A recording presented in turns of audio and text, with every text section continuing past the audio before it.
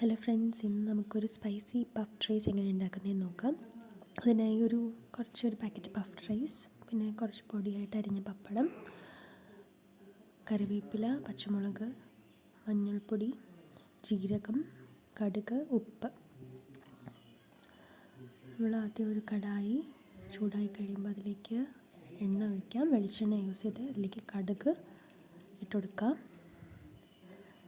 കടുക് പൊട്ടി വരുമ്പോഴേക്കും ജീരകം ആഡ് ചെയ്യാം. ഇവിടെ ഞങ്ങൾ ജീരകപ്പൊടിയാണ് ആഡ് ചെയ്തേക്കുന്നത്. അത് കഴിഞ്ഞിട്ട് കറിവേപ്പില, പച്ചമുളക്, അത് നമ്മുടെ എരിവിന് ആവശ്യത്തിന്, നമ്മൾ എത്രയാണ് പഫ് റൈസ് എടുത്തേക്കുന്നത് അത്രയും ആവശ്യത്തിന് എരിവിനനുസരിച്ചിട്ട് പച്ചമുളക് എടുക്കാം. അത് നല്ലോണം മൂത്ത് വരുമ്പോൾ 1.5 സ്പൂൺ മഞ്ഞൾപ്പൊടി, ആവശ്യത്തിന് ഉപ്പ്, ഇതെല്ലാം കൂടി നല്ലോണം യോജിപ്പിക്കുക.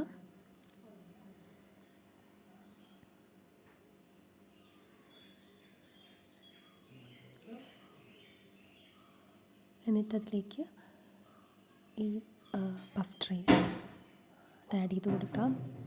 നല്ലോണം മിക്സ് ചെയ്യുക.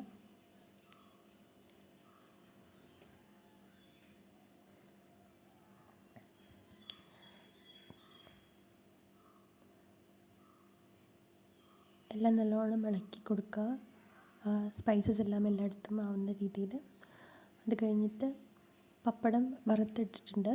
അത് കഴിഞ്ഞ് നമുക്കത് ഒരു ജാറിലേക്ക് മാറ്റാം.